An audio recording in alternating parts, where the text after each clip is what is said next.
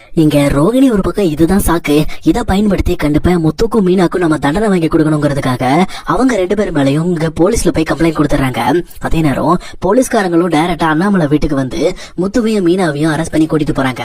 அங்க போனதுக்கு அப்புறம் அந்த இன்ஸ்பெக்டர் இவங்க 2 பேர்கிட்டையும் நீங்க இந்த மாதிரி இந்த பொண்ணை ஆள் வச்சு அடிச்சிருக்கீங்க, அது மட்டும் இல்லாம நீங்களும் அடிச்சிருக்கீங்க, இப்படி வண்டியில ஒரு பொண்ணை கடத்தி அடிக்கிறதுக்கு உங்களுக்கு யார் ரைட்ஸ் கொடுத்தது அப்படின்ற மாதிரி அந்த இன்ஸ்பெக்டர் இங்க முத்துக்கிட்டே மீனா கிட்டே கேள்வி கேட்கறாங்க. அதுக்கு அவங்க 2 பேரும் இங்க பாருங்க சார், நாங்க கண்டிப்பா அப்படி பண்ணவே கிடையாது, இவ பொய் சொல்றா, சொல்ல போனா இவ பொய் சொல்றதுக்காகவே அவார்டு வாங்கினவ அப்படின்ற மாதிரி ரோகிணி யாரு அப்படின்ற விஷயத்தை பத்தி அவங்க சொல்ல ட்ரை பண்றாங்க. ஆனா ரோகிணியும் இவங்க பேச்ச வந்து இன்ஸ்பெக்டர் கேட்ட கூடாதுங்கிறதுக்காக இங்க அபாண்டமான பழியெல்லாம் தூக்கி போட்டுட்டு இருக்காங்க. அதாவது முத்து சின்ன வயசுல ஒரு கொலையை பண்ணிட்டு இங்க ஜெயிலுக்கு போயிட்டு வந்தவன், இன்னொரு பக்கம் இந்த மீனா கட்ட பஞ்சாயத்துன்ற பேர்ல ஆட்களை வச்சு இங்க கல்யாண ஆர்டர்லாம் பிடிச்சிக்கிட்டு இருக்கா, இவங்க ரொம்ப மோசமானவங்க, இவங்க உங்க முன்னாடி அடிக்கிறாங்க அப்படின்ற மாதிரி ரோகிணி முத்துவையும் மீனாவே மாட்டி விடுறதுக்கு இன்ஸ்பெக்டர் பேசுறாங்க. ஆனா அவரும் இந்த மாதிரி ரோகிணி சொல்ற விஷயத்த கண்மூடித்தனமா நம்பிக்கிட்டு இங்க முத்து மீனா மேல எஃப்ஐஆர் போட சொல்றாங்க. அப்ப அந்த டைம்ல கரெக்டா ஒரு பையன் சிப்ஸ் சாப்பிட்டு இருக்கும் போது அந்த சிப்ஸ் தொண்டையில சிக்கிறது. உடனே இங்க வேக வேகமா ஓடி போய் முத்து தான் அந்த பையனை தலைகீழா பிடிச்சு அந்த விஷயத்த சரி பண்ணி விடுறாரு. அது மட்டும் இல்லாம அந்த சின்ன பையனுக்கு ஆறுதலா 4-5 வார்த்தைகளை பேசி இந்த மாதிரி பையனை எதுவும் திட்டாதீங்க, அடிக்காதீங்க, அவன் ஏதோ தெரியாம பண்ணிட்டான் அப்படின்ற மாதிரி அந்த பையனுக்காக நிறையவே பறிஞ்சு பேசிட்டு இருக்காங்க. அப்ப இதையெல்லாம் கவனிச்ச அந்த இன்ஸ்பெக்டரும் ரைட்டரை கூப்பிட்டு யோ எஃப்ஐஆர் போட்டியா அப்படின்ற மாதிரி கேக்குறாங்க. உடனே அந்த ரைட்டரும் இல்ல சார் இப்பதான் போட போறேன் அப்படின்னு சொல்றாங்க. உடனே அந்த இன்ஸ்பெக்டரும் எஃப்ஐஆர் எல்லாம் போட வேண்டாம், ஏமா நீ சொல்றத பார்த்தா எனக்கு என்னமோ நீ சொல்றது எதுவுமே உண்மை மாதிரி தெரியலையே அப்படின்ற மாதிரி ரோகிணி கிட்ட கொஸ்டின் ஸ்டார்ட் பண்றாங்க. அப்போ ரோகிணியும் இல்ல சார் நான் சொல்றதா உண்மை சார் அப்படின்ற மாதிரி அவங்க அடிச்சு பேச ஆரம்பிக்கிறாங்க. அப்ப இதை பார்த்துட்டு இருக்க முத்து மீனாவும் இந்த ரோகிணி யாரு, என்னென்னலாம் பண்ணிருக்காங்க, ஏன் என் ஹஸ்பண்ட கொலை பண்றதுக்காக இவங்க என்ன விஷயம் எல்லாம் பண்ணாங்க அப்படின்ற எல்லா விஷயத்தையும் சொல்றாங்க. அதுல குறிப்பா சாவி எடுத்து கொடுத்து சிட்டி கிட்ட கொடுத்து இங்க முத்துவோட கார் பிரேக்க கட் பண்ணி விட்ட விஷயத்த பத்தியும் சொல்றாங்க. அப்போ இந்த விஷயம் எல்லாமே நடக்கிறத இங்க அருணும் வேடிக்கை பார்த்துட்டு இருக்காரு. அப்ப அவரும் அதை எல்லாத்தையும் கேட்டுட்டு அடுத்த நிமிஷமே சார் இந்த பொண்ணு சொல்றதெல்லாம் பொய் அப்படின்ற மாதிரி இங்க முத்துக்கும் மீனாக்கும் சப்போர்ட்டா அருண் பேச ஆரம்பிக்கிறாங்க. இதை பார்த்த இன்ஸ்பெக்டரும் அருணை பத்தி விசாரிச்சுட்டு அப்போ எல்லா தப்பும் இந்த பொண்ணு மேலதான் இருக்கு, இந்த பொண்ணு மேல எஃப்ஐஆர் போடுங்க அப்படின்ற மாதிரி நடவடிக்கை எடுக்கிறதுக்கு ஸ்டார்ட் பண்றாங்க. ஆனா முத்து தான் சார் வேணாம் சார் அந்த பொண்ணை விட்டுருங்க, சொல்ல போனா இப்ப அந்த பொண்ணு ஜெயிலுக்குள்ள போயிட்டா அப்படின்னா என் அண்ணனுக்கும் அந்த பொண்ணுக்கும் இங்க டிவோர்ஸ் கிடைக்கிறதுக்கு ரொம்ப நாள் ஆயிடும், அதனால அந்த பொண்ணு வெளியில இருக்கட்டு, என் குடும்பத்தை விட்டு அந்த பொண்ணு போனா போதும் அப்படின்ற மாதிரி முத்து மறுபடியும் ரோகிணிக்காக பறிஞ்சு பேசி அவங்கள தப்பிக்க விட்டுறாங்க. இப்படி இது ஒரு பக்கம் நடந்த இன்னொரு சைட்ல சிந்தாமணி எப்பவும் போல அந்த பினான்சியர் அனுப்பி இங்க நம்ம விஜயாவோட வீட்டை அவங்களுக்கு சொந்தமாக்கிறதுக்கான வேலைகளை ஸ்டார்ட் பண்றாங்க.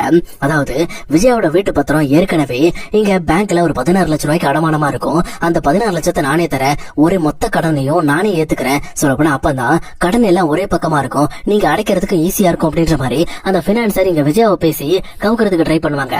ஆனா முத்துவும் மீனாவும் அவரோட உண்மையான நோக்கத்தை புரிஞ்சுக்கிட்டு அண்ணாமலையை தனியா கூப்பிட்டு பேசி இந்த விஷயம் வேண்டான்ற மாதிரி அதை தள்ளி போட வச்சிருவாங்க. ஏன்னா இந்த மாதிரி சிந்தாமணி கண்டிப்பா அந்த பினான்சர் பக்கம் மொத்த கடனையும் கொடுத்து அந்த வீட்டை வாங்கிட்டாங்க அப்படின்னா கண்டிப்பா கடனை கட்ட முடியாம மறுபடியும் அந்த வீட்டை ஜப்தி பண்ணி இங்க விஜயாவை அந்த வீட்டை விட்டு வெளியில துரத்திடுவாங்க. அது மட்டும் இல்லாம இங்க கோடிக்கணக்கான மதிப்புள்ள அந்த வீடு ரொம்பவே கம்மியான ரேட்ல பட்ஜெட்ல இவங்களுக்கும் கிடைச்சிரும். அந்த ஒரு விஷயத்த மனசுல வச்சுட்டு தான் இவங்க இந்த மாதிரி பண்ணிட்டு இருப்பாங்க. ஆனா அவங்க நினைச்ச மாதிரி எதுவும் நடக்காம அப்படியே ஆப்போசிட்டா மாறி போயிடும். அதுக்கப்புறம் சிந்தாமணி கொஞ்சம் டிசப்பாயின்மெண்ட் ஆனாலும் அதுக்கப்புறம் அந்த பினான்சியரும் நீங்க கவலைப்படாதீங்க, கண்டிப்பா எனக்கு கால் பண்ணுன்னு சொல்லிருக்காங்க, அவங்க நம்ம வழிக்கு வந்துருவாங்க அப்படின்ற மாதிரி சிந்தாமணி கிட்ட ஆறுதல் சொல்லிட்டாங்க கிளம்புறாங்க. இன்னொரு பக்கம் ரோகிணியும் வீட்டுல என்ன பண்றதுன்னு தெரியாம ரொம்ப குழப்பத்தோட யோசிச்சுட்டு இருக்காங்க. அதே நேரம் அவங்களோட மொபைலுக்கு கோர்ட்டுக்கு வர சொல்லி இந்த மாதிரி மெசேஜும் வருது. இதை பார்த்தவொன்னு ரோகிணிக்கு வேற என்ன பண்றதுன்னு தெரியல, நம்ம மனோஜ் கிட்ட பேசி ஆகணும், மனோஜ் எப்படியாவது நம்ம வழிக்கு வர வச்சாகணும் அப்படின்னு சொல்லிட்டு அவங்க மனோஜுக்கு விடாம கால் பண்ணிக்கிட்டே இருக்காங்க. அப்ப மனோஜும் வேற வழி இல்லாம கால் அட்டன் பண்ணி உனக்கு என்னதான் வேணும், எதுக்கு எனக்கு கால் பண்ணிக்கிட்டே இருக்க அப்படின்ற மாதிரி கேக்குறாங்க.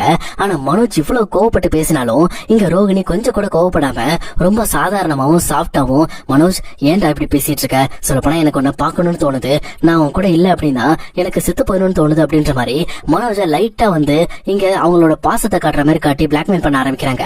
இங்க இவருக்கும் ஒண்ணுமே புரியல, இவ ஏன் இப்படி பேசிட்டு இருக்கா அப்படின்ற மாதிரி இங்க மனோஜ் ஒரு பக்கம் ஒரு மாதிரி அப்படியே தகச்சு போயிடுறாரு. ஏன்னா ரோகிணியோட பழைய ஞாபகங்கள் எல்லாருமே அவருக்கு வந்து வந்து போயிட்டு இருக்கு. ரோகிணி தப்பு பண்ணிருக்காதான், பட் இருந்தாலும் அந்த தப்பு தப்பு பண்ண விஷயங்கள் எல்லாத்தையும் மன்னிச்சு மறந்து இவளை ஏத்துக்கிட்டா சரியா இருக்கும் அப்படின்ற மாதிரி அவரோட மனசுக்குள்ள ஒரு சின்னதா ஒரு ஃபயர் உருவாக்க ஆரம்பிக்குது. ஆனா இன்னொரு பக்கம் அதை தெளிவா புரிஞ்சுக்கிட்ட ரோகிணியும் இதுதான் சரியான சமயம், இதை பயன்படுத்தி நம்ம எப்படியாவது நம்ம மனோஜ நம்ம பக்கம் இழுத்தாக்கணும், அவன் நம்ம கூட தான் இருக்கணும் அப்படின்ற மாதிரி அவங்க ஆசையா பேசி முடிச்சுட்டு இந்த பக்கம் மனோஜை காலை கட் பண்ற மாதிரி ஒரு விஷயத்த பண்ணி விட்டுறாங்க. இங்க காலை கட் பண்ண மனோஜும் இதுக்கு மேல இவகிட்ட பேசக்கூடாது, இவகிட்ட பேசினா என் மைண்டே மாறிடுது, நான் திரும்ப திரும்ப அவ பண்ண தப்புக்கு எல்லாத்தையும் மறந்து மன்னிச்சு அவளை ஏத்துக்கிற ஸ்டேஜுக்கே வந்துடுறேன் அப்படின்ற மாதிரி இங்க மனோஜ் தன்னை தானே திட்டிக்கிட்டு இருக்காரு.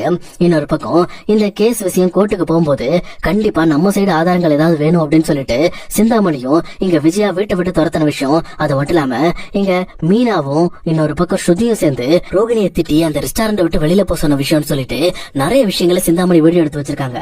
சொல்லப்போனா இந்த விஷயம் இவங்களுக்கே தெரியல. அப்போ சிந்தாமணி தான் கோர்ட்டுக்கு கிளம்புறதுக்கு முன்னாடியே ரோகிணி கையில அந்த வீடியோ ஃபுட்டேஜ் எல்லாத்தையும் கொடுத்து இதுதான் ஆதாரம் ரோகிணி, இதை வச்சுதான் நீ எப்படியாவது உன் புருஷனை உன் பக்கம் நீ வர வைக்கணும், இதான் ஒரே வழி அப்படின்னு சொல்லிட்டு அந்த ஆதாரங்களை ரோகிணி கையில கொடுத்துறாங்க. அப்ப அவங்களும் சிந்தாமணிக்கு ரொம்ப தேங்க்ஸ் அப்படின்னு சொல்லி சொல்றாங்க. ஆனா அதுக்கு சிந்தாமணியும் நீ எனக்கு எந்த தேங்க்ஸ் சொல்ல வேண்டாம், நீ உன் புருஷன் கூட சேர்ந்தா போதும், அது மட்டும் தான் எனக்கு தேவை அப்படின்னு சொல்லிட்டு அவங்களும் நான் விஜயா கூட தான் இருப்பேன், என்கிட்ட நீ எந்த சைகையிலையும் பேசாத, ஏன்னா நான் அங்க இருந்தாதான் அவங்க என்ன திட்டம் போட்டிருக்காங்க என்ன பிளான் வச்சிருக்காங்கன்னு எனக்கு தெரியும்னு சொல்லிட்டு சிந்தாமணி இங்க விஜயாவை பாக்குறதுக்காக அடுத்து கிளம்புறாங்க. விஜயாவும் கோர்ட்டுக்கு போய் எப்படியாவது என் பையனுக்கு டிவோர்ஸ் வாங்கியாங்கன்னு சொல்லிட்டு அவங்களும் கோர்ட்டுக்கு மனோஜ் கூட்டிட்டு போயிட்டு இருக்காங்க. இன்னொரு பக்கம் மனோஜ் போகும்போது அண்ணாமலை, முத்து, மீனா, ரவி, ஸ்ருதின்னு சொல்லிட்டு இந்த மொத்த கேங்கும் அங்க போறாங்க. அங்க போனதுக்கு அப்புறம் இங்க ரோகிணி அவங்களோட முதல் கட்ட திட்டத்தை ஆரம்பிக்கிறாங்க. அதாவது அந்த கோர்ட்டுக்கு கிருஷ்ணையும் கூட்டிட்டு போயிருப்பாங்க. கிருஷ்ண கிட்ட மனோஜை பார்த்தவனு ஓடி போய் கட்டி பிடிச்சி டாடின்னு சொல்லி ஃபீல் பண்ணி அழணும், அப்படி மட்டும் நீ பண்ணனா மனோஜுக்கு உன்னை ரொம்பவே பிடிச்சு போயிடும் அப்படின்ற மாதிரி கிருஷ் கிட்ட ரோகிணி சொல்லிருப்பாங்க. அதை கேட்டு கிருஷ்ணும் மனோஜை பார்த்த அடுத்த செகண்ட் ரோகிணியோட கையை விட்டுட்டு வேகமா ஓடி போயிட்டு அப்பா அப்படின்னு சொல்லிட்டு மனோஜை பிடிச்சு கட்டி பிடிச்சி அழுதுட்டு இருக்காங்க. அப்ப இதை பார்த்துட்டு மனோஜுக்கும் என்ன பண்றதுனே தெரியல. சொல்லப்போனா தனக்கு ஒரு பையன் பிறந்தா இந்த மாதிரி தானே இருப்பான், இது ரோகிணியோட பையன் என்னோட பையன் மாதிரி தானே அப்படின்ற மாதிரி மனோஜோட மனசுக்குள்ள எண்ணங்கள்லாம் தோண ஆரம்பிக்குது. ஆனா விஜயா தான் கிருஷ்ண மனோஜ் கிட்ட இருந்து விலக்கி வச்சுட்டு டேய் நீ யாரா என் பையனை அப்பான்னு கூப்பிட்டு இருக்க, முதல்ல போடா உன் அம்மா கூட போய் நில்றா, தேவையில்லாம இங்க மனோஜ் கிட்ட அப்பான்னு அப்பான்னு சொல்லி உறவு கொண்டாடிட்டு இருக்காது அப்படின்னு சொல்லி இவங்க ஒரு பக்கம் திட்டி விட்டுறாங்க. கிருஷ்ண அவரும் சோகத்தோட தான் அம்மா ரோகிணியை பார்த்து போயிடுறாங்க.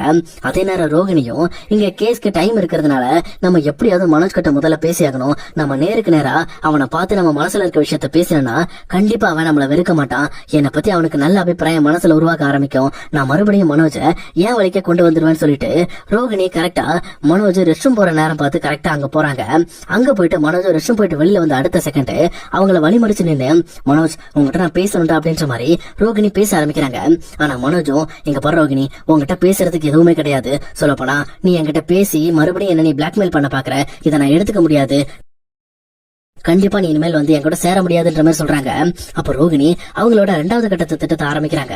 அதாவது இந்த மாதிரி ஏற்கனவே எத்தனை டைம் மனோஜுக்கு அவங்க ஹெல்ப் பண்ணாங்களோ அந்த விஷயங்கள் எல்லாத்தையும் சொல்லி காட்டி உன் பிசினஸ் நல்லபடியா வர்றதுக்கு நான் தானே காரணம், நான் ஃபர்ஸ்ட் கார் எடுத்து கொடுத்தேன் உனக்கு, அது மட்டும் இல்லாம உனக்கு கடன் பிரச்சனை வரும்போது நான் போட்டிருந்த நகை வரைக்கும் வித்து என்னால முடிஞ்ச ஹெல்ப் பண்ண உனக்கு பண்ணேன். ஆனா அது எல்லாத்தையும் நீ மறந்துட்டு அந்த முத்து மீனா பேச்சை கேட்டு அதுவும் குறிப்பா அவங்க அம்மாவோட பேச்சை கேட்டு நீ இப்படி என்ன விரட்டி விட்டது சரியா சொல்லு, அது மட்டும் இல்லாம நான் உங்ககிட்ட மறைச்ச தப்பு தான், அதுக்கு நான் உங்ககிட்ட மன்னிப்பு கேட்டுக்கிறேன், ஆனா தயவு செஞ்சு என் பையனையும் என்னையும் டிஸ்பாயின்மெண்ட் பண்ணிடாத, நாங்க எப்படியாவது உன் கூட வாழணும்னு ஆசைப்படுறோம், நான் இனிமேல் சாகிறதுக்கு முன்னாடி நான் உன் கூட மட்டும் தான் வாழ்ந்துதான் இருக்கணும், அதனாலதான் சொல்றேன் தயவு செஞ்சு என்னை ஏத்துக்க, நீ உன் வீட்டை கூட விட்டுட்டு வந்துரு, உனக்கான செலவுகள் உனக்கான கடன் எல்லாத்தையும் நானே அடைக்கிறேன், நான் எப்படியாவது அடைச்சிடறேன் காசு ரெடி பண்ணி, ஆனா என்னை விட்டுட்டு மட்டும் போயிடன்னு சொல்லிடாத மனோஜ், தயவு செஞ்சு என்னை விட்டுட்டு போகாத அப்படின்ற மாதிரி இங்க ரோகிணி ஃபீல் பண்ணி அழ ஆரம்பிக்கிறாங்க.